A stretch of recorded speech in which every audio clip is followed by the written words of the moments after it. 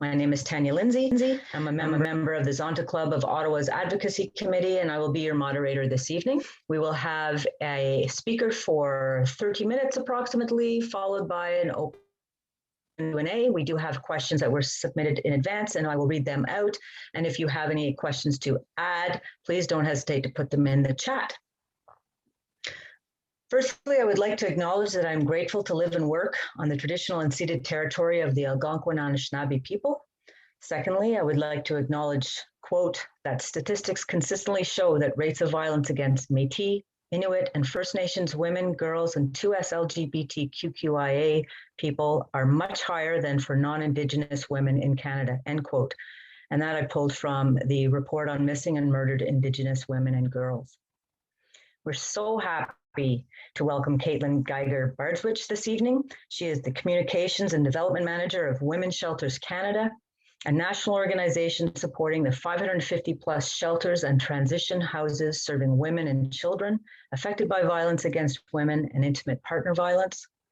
She holds a BA Honors in International Relations from the University of Toronto and a Masters of Science in Human Rights from the London School of Economics. Women's Shelters Canada has studied the impacts of COVID-19 pandemic on women. Her talk will break down the challenges COVID-19 has presented and amplified regarding violence against women and provide insights into how individuals and groups can help. And now I pass the virtual mic over to you, Kaitlin. Thank you very much for having me. It's a very important topic, as I'm sure you all know. So I will be speaking today about violence against women during the COVID-19 pandemic, which has been termed the double pandemic. Let me just see if I can, there we go. So first, happy International Women's Day to everybody. It's always a great day to celebrate the achievements of women, as well as continuing to advocate for equal rights and gender equality here in Canada and around the world. I'm just going to give a brief overview about what Women's Shelters Canada is and what we do. So this is sort of our tagline we use, which is that shelters support women and children fleeing violence. We support shelters. And I'll just get into what a VAW shelter is. So we define a violence against women shelter as an organization or facility whose core mission is to offer services and supports to women and children escaping violence, both in a residential setting and as outreach. There are different terms used across the country, which can get a bit confusing sometimes. So in some parts of the country, a shelter refers to a shelter serving homeless individuals, whereas in other parts of the country, a transition house refers to that. So when I speak about a shelter during the presentation, I'm speaking specifically about violence against women shelters or shelters for women fleeing domestic violence. There are different types of VAW shelters in the country.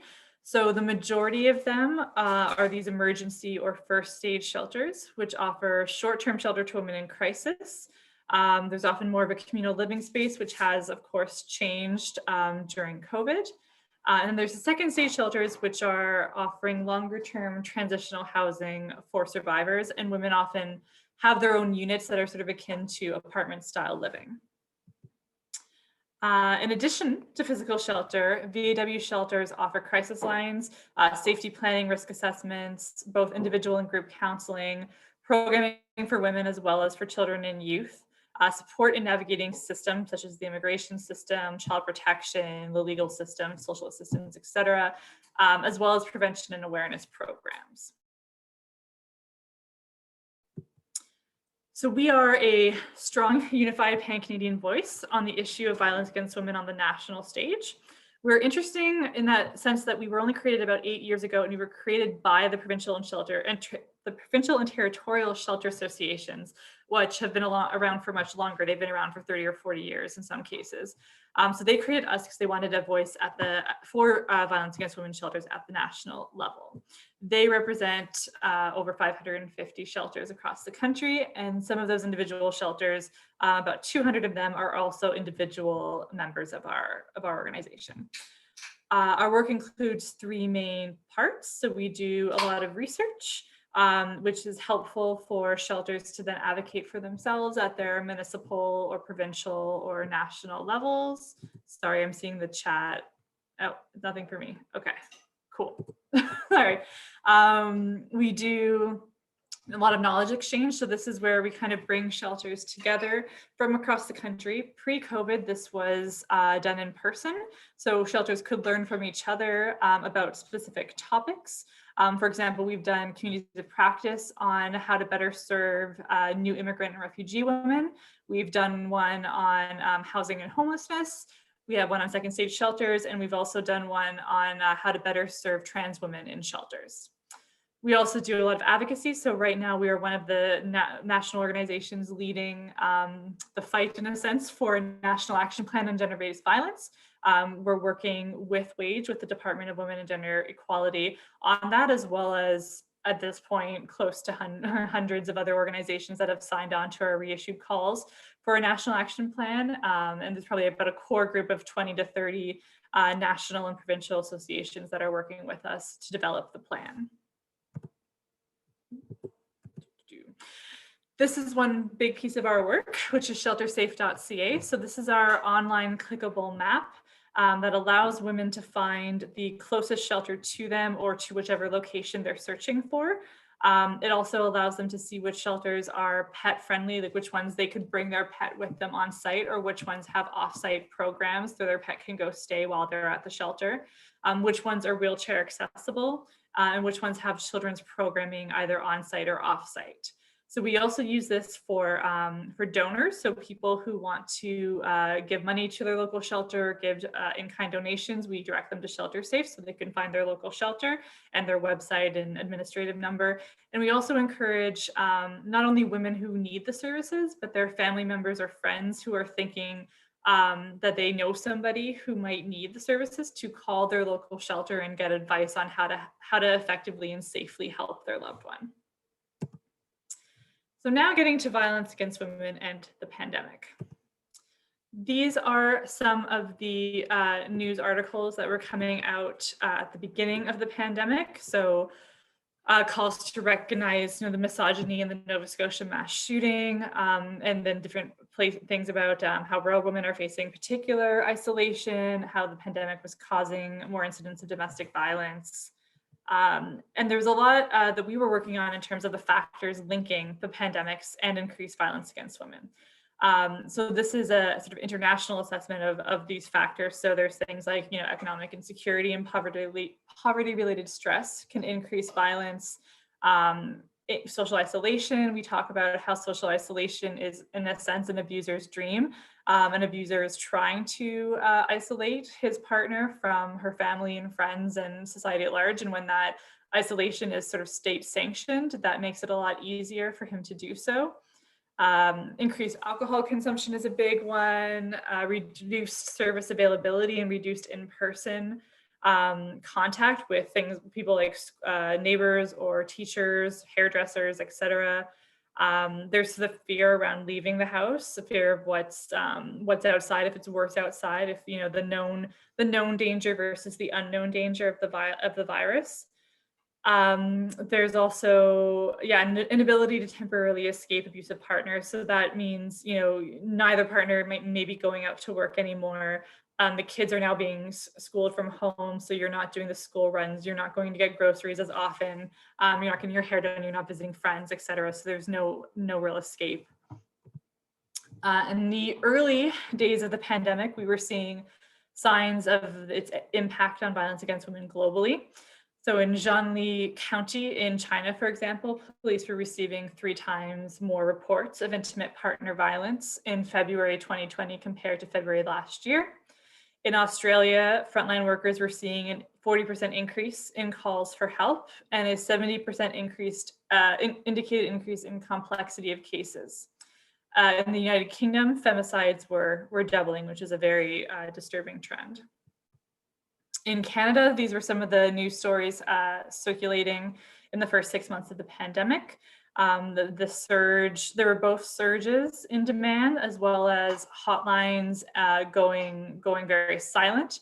The top right photo is of Lyda Fuller, who was on our board of directors. She also works with the YWCA Northwest Territories, and she was talking about how the shelter was nobody was in the shelter, and that was very concerning for her in the first few months of the pandemic because people were too scared to come into shelter, to come into those communal settings. We released our annual report, Shelter Voices, in November 2020, which looked specifically at the effect of the pandemic on women as well as on the violence against women shelters. So the impact in Canada, we saw as well beyond Shelter Voices was that police forces were indicating an increase in, quote, domestic calls or incidents. And the views of Shelter Safe, which I mentioned before, had doubled in March 2020 compared to March 2019 and tripled in April 2020 compared to April 2019. These are some of the statistics from our Shelter Voices report. So this was figure 1. You can see is the frequency of crisis calls during different phases of the pandemic. We used terms phase 1 and phase 2. So phase 1 was the early sort of lockdown time. So from March to June-ish of 2020. Phase 2 was then from June to October when those lockdown measures eased. So you can see that there was a real decrease in calls at the beginning of the pandemic, and then a real increase, almost opposite numbers of an increase. 59% was a decrease in phase 1, and then it became a 61% increase in phase 2. We saw similar results in terms of requests for admittance to shelters, so not just calls for crisis. And from the quotes, you can see that there was also in rural areas, for example, keeping folks safer was challenging because of the space requirements, the things that shelters had to do to basically not cut down, but to make it so that fewer women were able to come into shelters, so that there was the social distancing that was now mandated. So they had to use things like hotels in order to serve all the women who were calling for support. These are some of the challenges of the pandemic for VAW shelters. So previously, most women contacted the shelters over the phone, often when their abuser was at work or out of the house for other reasons, or when they themselves were out of the house or at work. With these COVID-19 restrictions, the abuser and the women have fewer opportunities to leave the house. They're often in lockdown at home together. Women have fewer opportunities to leave the house and to call the shelter. And for outreach clients and former residents, that in-person follow-up was no longer possible. So a lot of shelters do a lot of work with women who aren't necessarily staying in the shelter. That in-person could no longer happen. So this is a quote from one of the shelters saying that they had to adapt to online chats, video conferencing, etc. Women, however, were feeling a bit at the beginning of the pandemic that their confidentiality was at risk through these online services. They were hesitant to reach out, particularly by the stay-at-home orders that we were seeing across the country from different premiers. And so they were working a lot on publicly educating the community that they were still open. One of the things we did today for International Women's Day was share a compilation video of 9 shelters from across the country who were speaking about what they want women to know. And the main message for that was that they're open, they're safe, you can call for any reason, call if you're not even sure if you want to leave your situation, if you're not sure if you're in an abusive relationship. That's what they're there for, is to call and to get that advice for your unique situation. Another big challenge was that many of the emergency shelters I referred to before do have communal living environments. So sometimes there are shared rooms. Most often, women and their children are in individual rooms, but then there are shared kitchens, sometimes shared bathrooms, shared laundry, common areas, etc. So it's how to deal with that kind of environment when physical distancing measures were in place. Distancing and isolation was also particularly hard for women who were recovering from trauma and are going through a lot of changes. So there were situations, a woman has left her abusive situation. She's moved into a shelter. She now has to isolate for 2 weeks in a 1-room, 1-bathroom situation for her safety as well as the safety of the other women who are there. And that can be very triggering because it's basically replicating the coercion and the coercive control that she was experiencing from her abuser. Normally as well, shelters offer a lot of in-person services. within the shelter, both for residents and for those who are not residing in the shelter, and those, of course, were not possible during under the distancing protocols. Another challenge of COVID-19 is funding. So this is a figure from our More Than a Bed report, which we did before COVID. So before COVID, we found that insufficient funding was a major challenge for 3/4 of our survey respondents who are BAW shelters. The pandemic obviously exacerbated that, because pre-pandemic, most shelters had to fundraise to fill gaps left by insufficient government funding. With the pandemic, most of those fundraisers, the traditional fundraisers anyway, had to be canceled because most of them were in person. Things like, especially spring fundraisers, were often the big fundraisers for a lot of shelters. So things like golf tournaments and galas, events, and sort of dinners and things like that, those all had to be canceled. So you can see here that 10% of shelters pre-pandemic said that they had trouble meeting their expenses. That they couldn't even meet their expenses even with fundraising. So that was further exacerbated. Capacity was also a huge issue. So again, the More Than a Bed report, which was pre-COVID, showed that 41% of respondents said capacity was a major challenge, while about a third said it was a minor issue. So the further third said it wasn't much of an issue.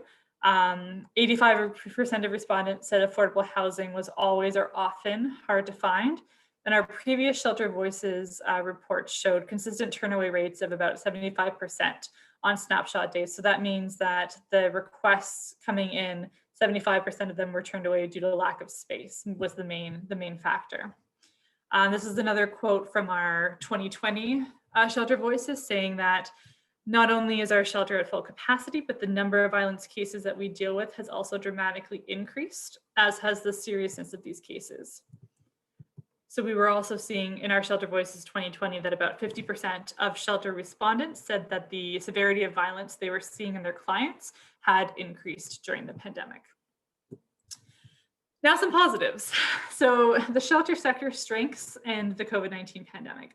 So one of the big positives was that there were existing pandemic policies for some shelters that we were able to help share amongst the other shelters across the country. Shelters are very creative, as you saw with the stat around fundraising and funding. They know how to be creative in terms of using what little they have in order to do the literal life-saving work that they do to keep women and children safe.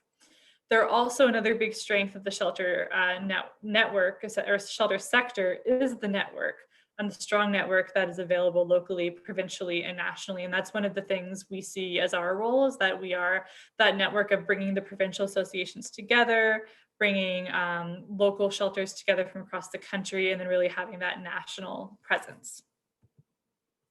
These are some of the different ways that shelters have been adapting during the pandemic.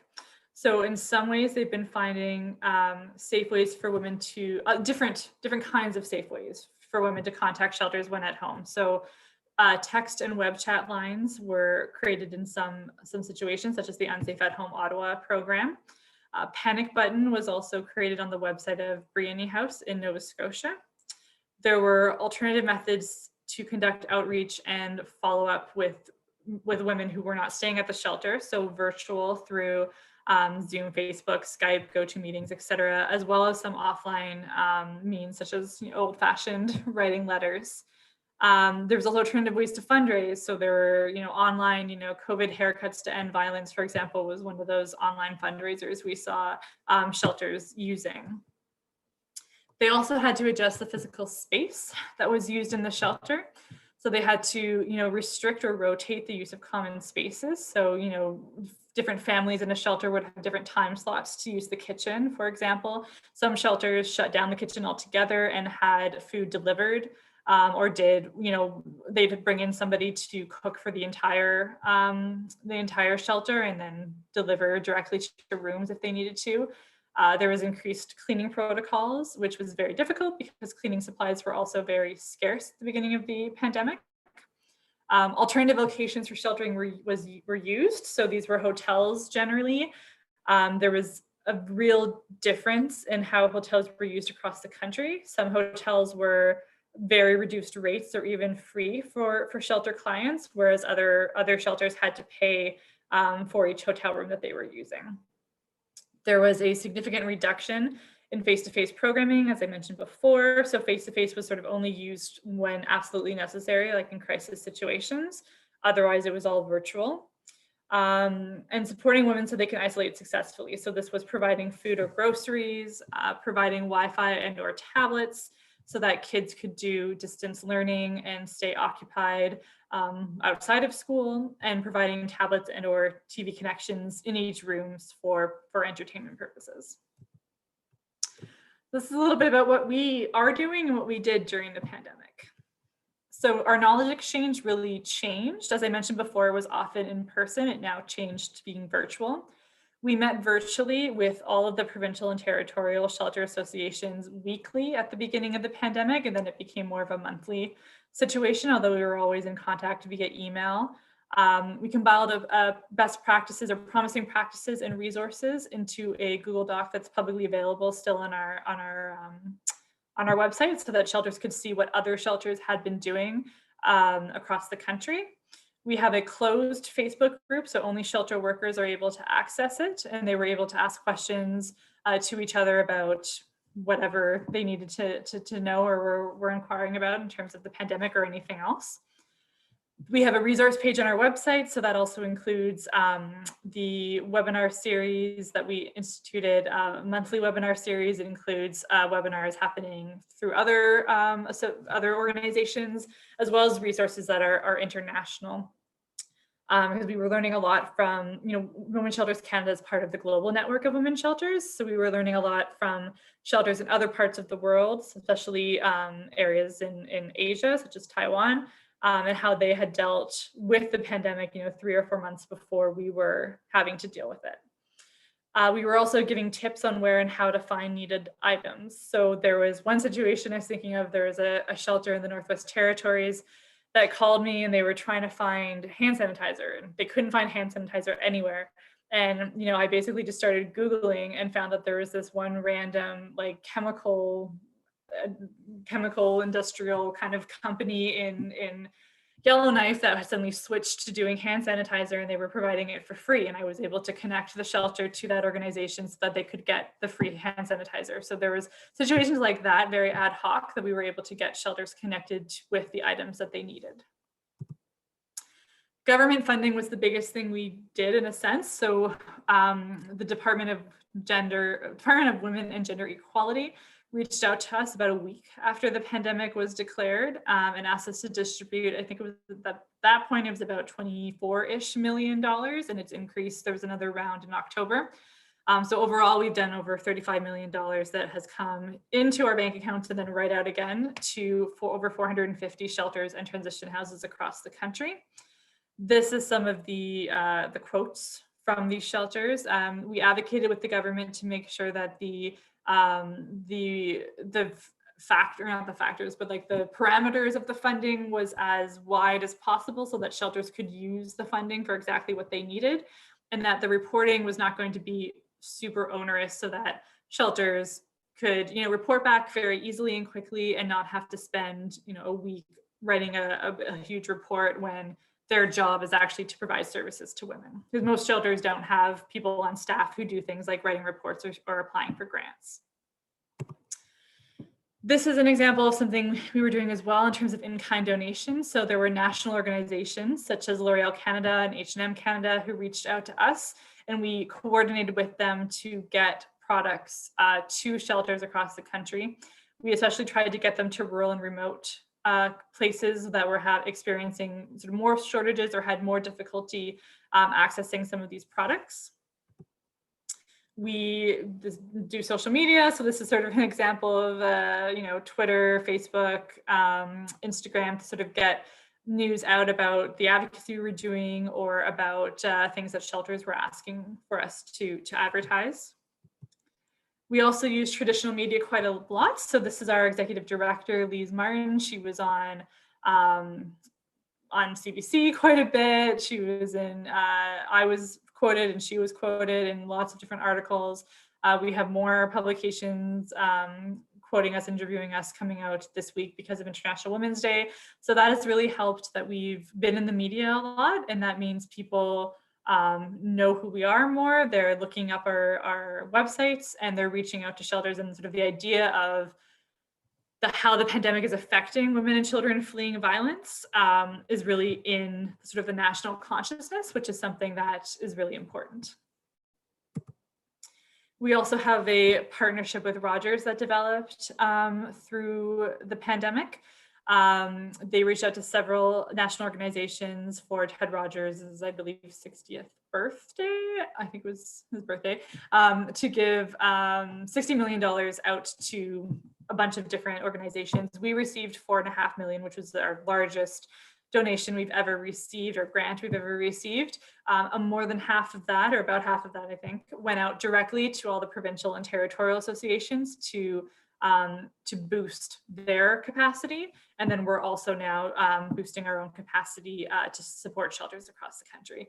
We've also been working with Rogers to distribute phones, both physical phones as well as the SIM cards for phone plans, to shelters in every part of the country where Rogers is available. This is some of the advocacy we've been doing. So this just came out last week, actually, that we announced that we were funded by Wage to conduct a historical project to develop a 10-year national action plan on violence against women and gender-based violence. We are working to we've created essentially 4 working groups of, I think it's like 8 to 10 organizations on each, which correspond to some of the pillars of the national action plan that the federal government has identified. So we're working with them very intently to really guide what the national action plan is going to look like. These are some examples of how to help that we've put out on our social media. So this was an example of Giving Tuesday. So of course, financial donations, both to us and to individual shelters, is very important during the pandemic.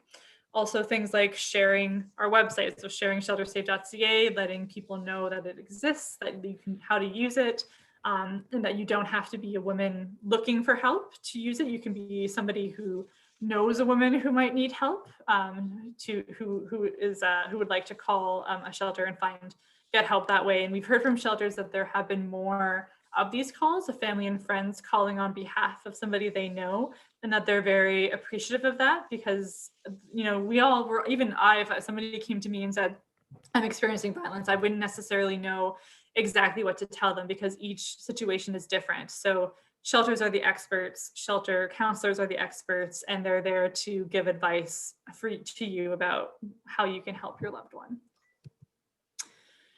We also, at the beginning, this was an example of shelters were really looking for any kind of masks that they could use. So we were getting the word out, you know, contact your local shelter, make fabric masks, get them to them, etc.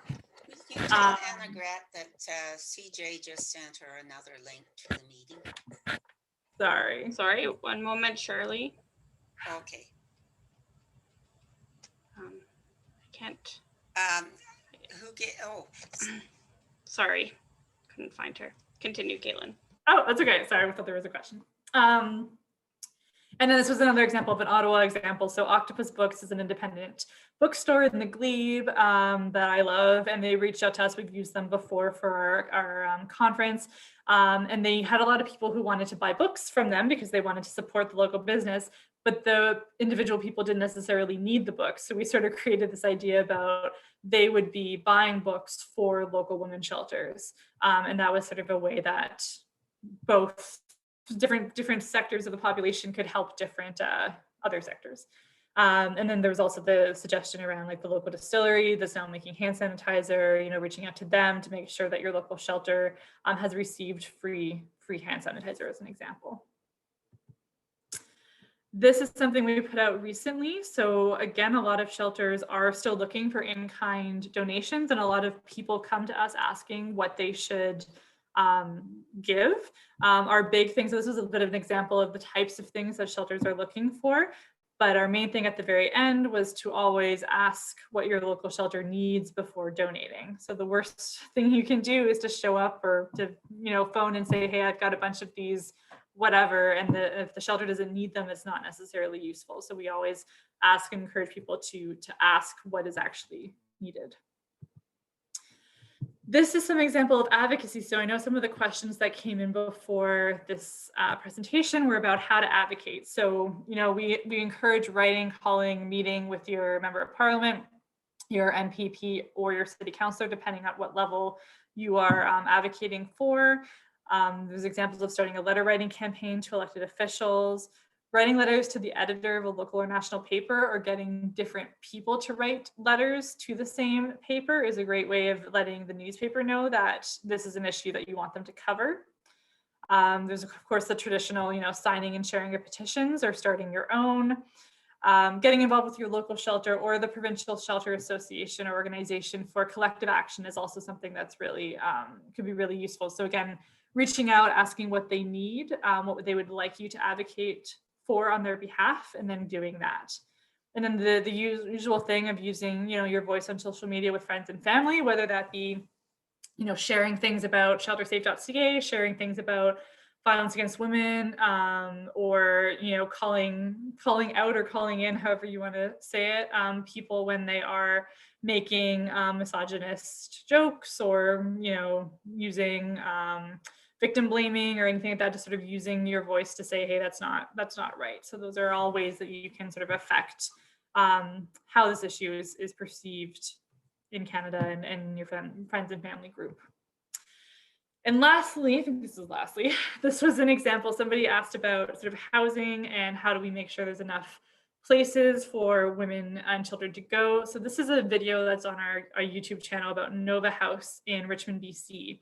And it's an example of a shelter working directly with a developer. So in Richmond, there are a lot of large houses that are going to be torn down to make, apartment buildings or other houses or whatever. And the developers have to pay to keep them secure and to have security guards there to keep them, or have gates around, etc. And this shelter reached out and said, well, these houses sit empty usually for a couple of years before you're actually going to tear them down. You have to pay for the security. What if we put families into these homes so that they had a place to stay at least for a year or two? And some of the developers, like the one in this newspaper article, he wasn't charging them rent. He was basically just saying, yeah, if you pay for the lighting and the, electricity, etc., and you're keeping, the house safe so that I don't have to pay for security, then we'll call it even. So that was a really interesting project. And so that video is up on YouTube if you're interested. And that was the end of my presentation. So questions? Thank you, Kaitlin. Tanya here. We do have some questions that were submitted in advance, and we also have some questions that are in the chat. So I'm going to start off with some advanced questions. Okay. And the first one is, what strategies have found to be effective to help women experiencing violence during the pandemic? So like you were saying, promising practices. Yeah, so as I sort of mentioned a bit before, shelters were reaching out, for example, or using different means to reach out. So sometimes they were using like the web chat feature or text features. So something that we did as an example is we updated sheltersafe.ca to include both the crisis line phone number, as well as information about web chat, about emails that some shelters were using, about texting. So those are really useful. One thing we were encouraging people to do is to try to check in on their friends or family in ways that aren't sort of obvious that you're checking in because of a suspected abuse situation. So, calling and saying, how are you doing? I'm really struggling because my kid is whatever, like just making conversation and finding those safe ways to check in. And I think the biggest thing though is especially for women who are, oh, sorry, thank you. I did stop. Thanks, CJ. What else? So yeah, to call a local shelter and to ask for the direct advice sort of in your situation or your city for how you can affect or how you can help a woman who is potentially experiencing violence. So they're able to give you a lot more in-depth, sort of targeted, in a sense, advice for your situation. Thank you. That's good. And I liked your point about knowing local and asking first. I know that, security is a huge issue for these shelters. And I know some of our local ones have huge cameras everywhere that were donated and part of fundraising efforts, but I'd never show up on premises without a call in advance to sell what my car looked like, all that stuff, and what I was dropping off. I'm going to go to another question. I think there's some overlap and crossover, and I think you touched on it with regards to homelessness. And in general, I know that, VAW shelters and homelessness shelters are kind of parallel but similar at the same time on different levels. So what can we do to support the national Women's National Housing and Homelessness Network and its call to action to urge all levels of government to implement the 9 measures to protect women, girls, and children during COVID and probably beyond, actually? Right. So sort of my first reaction when I saw that question was, was to ask the Women's National Housing and Homelessness Network about how you can better support them. But I think a better answer would be, we are a member of the Women's National Housing and Homelessness Network. We are working with them to call, for example, for a body that combines both the violence against women sector and the homelessness sector together to make sure that these strategies are not produced in silos. So for example, as we're working on the National Action Plan on Gender-Based Violence, we're also advocating that needs to work alongside the National Housing Strategy so that they are, complementing each other and not kind of going on 2 parallel tracks. We work with CMHC, for example, on research around affordable housing for intimate partner violence survivors. And we also know that shelters in a lot of rural areas especially are working with both homeless women and women fleeing violence. Often those women are the same people, but in some situations, a violence against women shelter is literally the only place that anyone can go to. So they are helping everybody, even if that's not necessarily part of their mandate. So, we don't like that they're kind of these 2 different silos. It's the government that has basically set this up. So they're different. There's different funding, everything's run separately. So it can be difficult sometimes to actually physically be able to come together because of all those systems in place to kind of keep the two sectors separate. But we are working. So I would say in terms of supporting the call to action is, again, just to write to your MPs and say, hey, we really, we want you to take these 9 measures into consideration. We want you to make sure that the National Action Plan is working with the National Housing Strategy, that, we're making sure women are able to access affordable housing. Because that's the biggest thing is that, some women will need to be in a shelter because of the safety component. They physically need to be in a secret place from their partner. But there's a lot of other women who don't necessarily need that. They just need affordable housing. So that's something that we're working on as well, whether it be, making sure that the perpetrator gets out of the house, leaves the house, so the woman doesn't have to leave the home, or finding other ways, just affordable housing using the portable housing benefit so that a woman is able to sort of choose a bit more where she wants to live. So it's all those things that having more affordable housing will also help with the capacity issue in women's shelters, because right now it's often a bottleneck effect where women are staying a lot longer than they quote unquote should be staying because there's no housing to move into. So the more housing we produce and get out there, the more women can leave the shelter, and then the more women can come into shelter who need it right then. Absolutely agreed. And I think even, and you've stated it, but policy in and of itself is barrier, right? Government policy is often an actual physical barrier to getting work done, but I'm really glad to hear that you are breaking down those silos. And I think that's the way things are going to go in the future, to be quite honest. People are tired of working in parallel and feeling that their efforts being either duplicated or there's gaps because no one's talking to each other. And it sounds to me that you've got a great communication across all of Canada, and you've got a good connection, and you've maintained that connectivity even in COVID. So that's kudos to you for that. I really appreciate that. We do have some questions that are in the chat as well. Let me scroll up to some of them. I think there was an early question that someone was very curious about why on your map on Shelter Safe Canada, what's the different color grades in the map? Or is that was just to differentiate the provinces and the territories from each other? I think that's the different colors of purple, I think was just to differentiate, the province. Yeah, Okay. That's all it is. All right, perfect. Thank you. And let's see.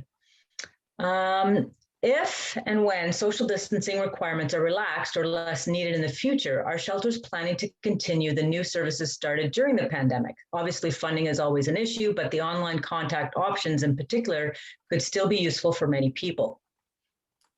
Yeah, so that's actually something I have asked the 9 shelters who I've interviewed over the last 2 weeks. So there will be a video coming out probably next week on our social media, specifically about what changes that you made during the COVID pandemic do you want to keep after?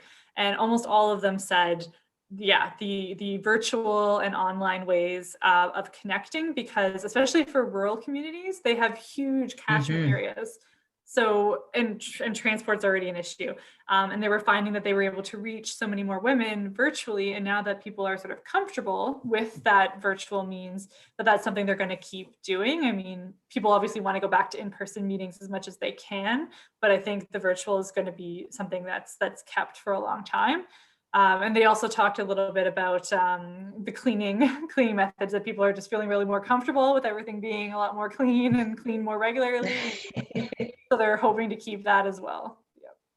I think that's going to be true across sectors. We certainly found, leveraging iPads and tablets to connect with loved ones in long-term care facilities when they went into lockdowns. That practice is not going anywhere now, right? That's here to stay. And it was a promising practice that came out of just responding to the pandemic. So it was a lot of cool things that came out. Hello, how can I have information about working as a volunteer for the Canada Shelter in Ottawa? Right. So there are, so just to clarify that we don't run any shelters specifically. So that's why we have our map and we, connect people. So essentially there's about 5 or 6 VIW shelters in Ottawa. And I would suggest you use sheltersafe.ca to find the one that's close to you and to find their website, use their admin line. And a lot of times they have information on their website for volunteers. If they don't, they'll often have an email or an admin phone that you can use to call and say, what kind of volunteering services are available right now? What can I do? One big thing that I think is really cool, if people like pets, there's a great organization in Ottawa called Safe Pet Ottawa. And it basically provides fostering for pets of women who are staying in shelters. My wife and I actually fostered 2 dogs during the pandemic for a short period of time. Now we have our own dog, so it probably wouldn't work out as well, but some dogs are okay with other dogs. But anyway, but there's dogs, cats, and even a snake is being fostered right now. That's too funny. That's awesome. Let's see what else we have in here. Comment from Tony. I'm so impressed with this presentation and what you've been able to accomplish. I'm especially in awe of how you managed to distribute $35 million so quickly and with a minimum of bureaucracy. One of our challenges with social services spending here in the US is that often only a fraction of the funding gets to its intended recipients. Can you share how you lobbied government officials to make this happen? Sure. So it's interesting. So basically, so coming from the US, I'll give a little bit of a breakdown. We've got different provinces in Canada, and Quebec is one of those provinces that often, frankly, does things differently. So Quebec, they would not let us distribute to shelters in Quebec. The Quebec government insisted that they be the ones to distribute funding to their shelters. That meant that the Quebec shelters, while I believe they still got, I'm hoping that they still got all the money that they were supposed to get. It took them a month or even more to get that money. So it wasn't necessarily that we were advocating for, I think we have a good relationship with the Department of Women and Gender Equality. So they came to us knowing that we had the most complete list of shelters and the best contacts with them. So they knew that they needed to get this money out fast. they knew that they could come to us, and we'd basically just create a system. So our system was very simple, where we compared our list to the provincial governments and territorial governments, made sure everyone was on the list. We only had 2 requirements, which was approved by wage. So the 2 requirements were that, you were a residential facility for women fleeing violence, and you were currently open or currently offering services. So it was a registration process. It wasn't any kind of application process. And we just sort of split up the money based on, size of shelters, how many shelters a certain organization had. We had a system where we deposited a very small amount, so under $5, to the bank account first to ensure everything had been inputted correctly. Then they got back to us to say, yes, X amount was deposited, and then the full amount went out. So it was a fairly streamlined process. We split up the country. So I was in charge, for example, of shelters in Alberta, Saskatchewan, and Manitoba. And then in October, there was a separate round of funding for Indigenous shelters that were not funded by Indigenous Services Canada. So they were given more money than they would have received because the Indigenous Service Canada was giving more money to shelters on reserve, but the shelters off reserve were not necessarily getting that level of funding. So this was anyway. So I was also in charge of those Indigenous shelters and getting all of the money out to them. So we were a 5-person team when we did all of that in April, May. And I think that helped because we did end up hiring one other person who we used as a volunteer coordinator for our conference. So I think we ended up being 6 at one point. We basically just split everything up, and our ED was not, for example, in charge of any specific area, so that we could field questions to her whenever we had questions coming in. And our finance person was just getting all the money out, and it was a lot easier because we weren't that bureaucracy. We didn't have that high level of hoops to jump through. And shelters could reach out directly to us. I don't know how many shelters have my personal cell number now, but a lot of them do. I'm still getting phone calls. Wow, that's amazing. I've seen that stuff happen before, and it's hard to get that stuff out in a timely manner. Another question we have from CJ. I wonder what province has the most shelters per capita? Which province territory has the most need? So I'm not entirely sure. And it's interesting because I believe Quebec, for example, has possibly the most shelters per capita, but those shelters are smaller than other provinces. So the average shelters, let's say for them, might be 10 beds, whereas other provinces will have up to 20 or 25. So it's hard to say, even if we did a per capita for shelters, it probably would make more sense to do per capita beds or per capita spaces. And I don't have that information. It'd be interesting. We could maybe something to look into, but I can say that the territories are definitely the worst off in the sense that they have the highest rates of violence against women and the lowest number of shelters. So there's only 3 in Yukon, there's 5 in Northwest Territories, and there's 5 in Nunavut. So wow. 13 shelters for the entire territory, all 3 territories. Wow. Somebody, Steve, wanted to know what the ratio of women versus men that are victims of violence. It used to be 85-15 ? Yeah, it's depends. So technically, according to Statistics Canada, it would be close to 50-50. And that's because they measure anything in a sense as violence. So they measure you push your partner, that's considered violence. That's the same act of violence that they'll count as strangulation would be. So what we are seeing is that women are more likely to experience more severe violence. And they're also more likely to be victims of coercive control, which often includes financial abuse and the inability to maybe work or to have control of your finances. So generally speaking, we don't see as many men who physically need the shelter for safety and because they don't have the financial ability to, let's say, move out. That doesn't mean men aren't victims, of course.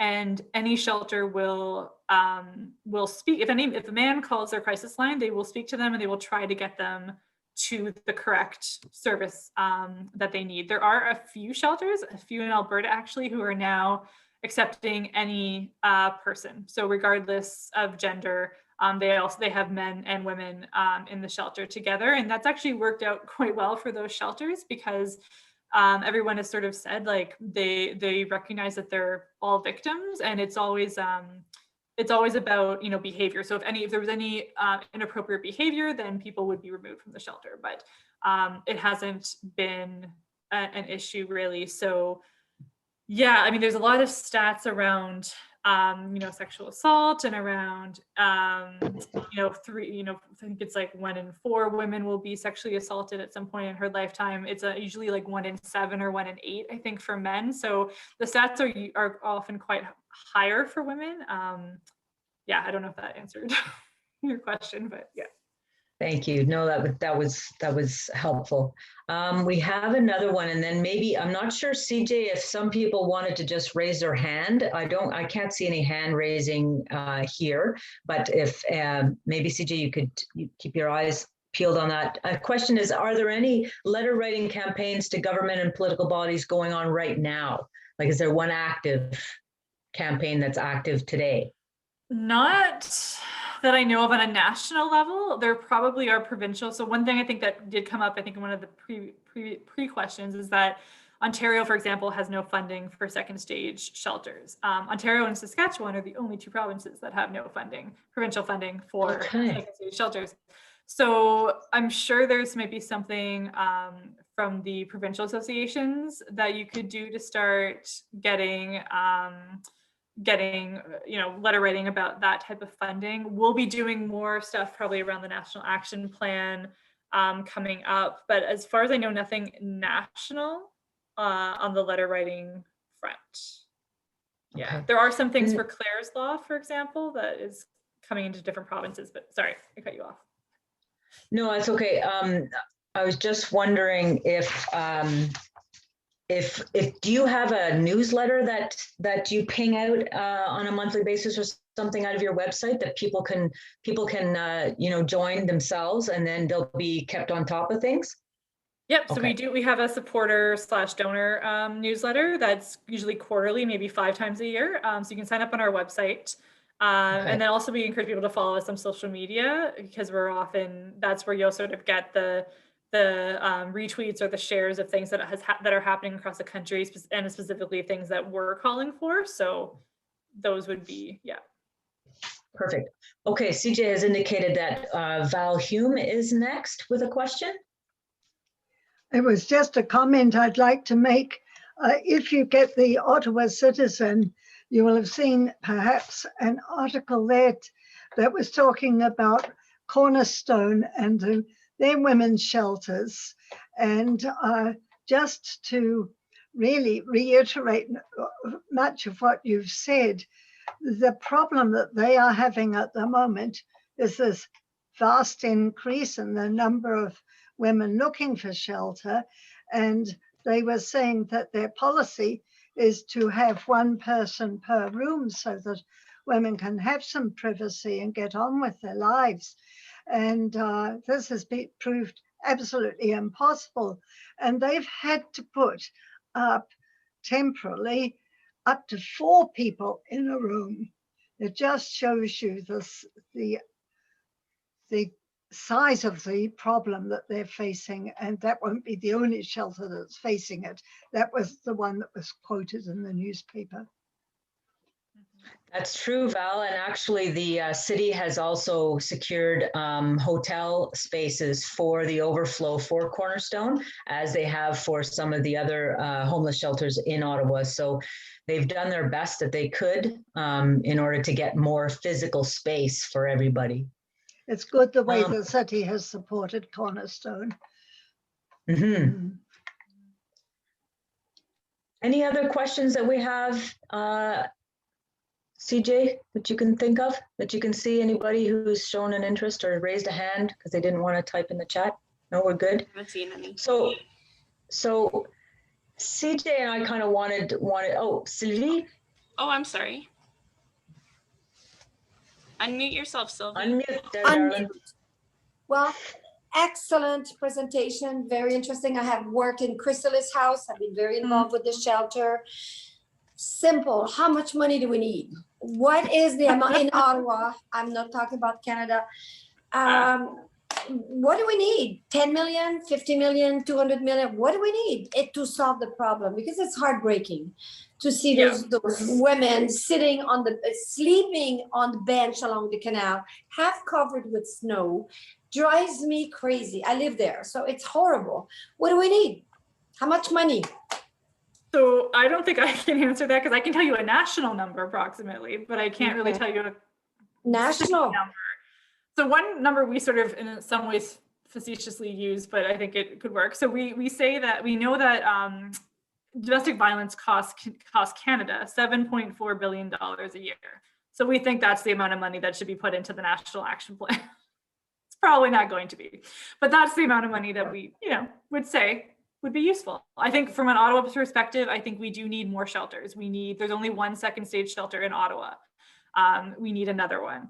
Advocating for, again, more affordable housing, being able to build more affordable housing.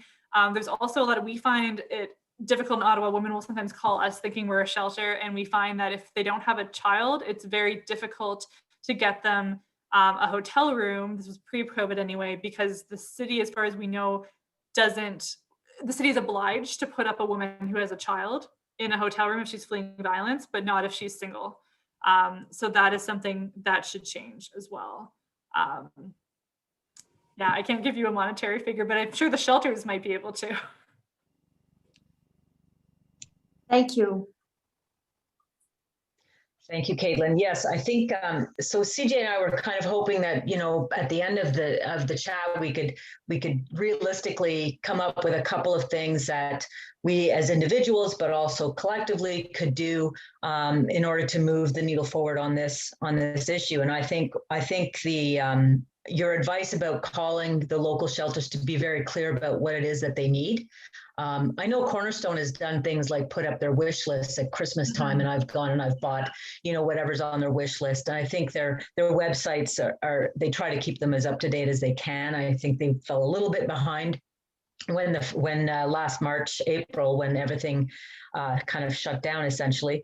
So I think that is something we can all do as either a collective or as individuals. We could certainly reach out to the ones that are in our neighborhood and help them out with practical, regular things that we all need.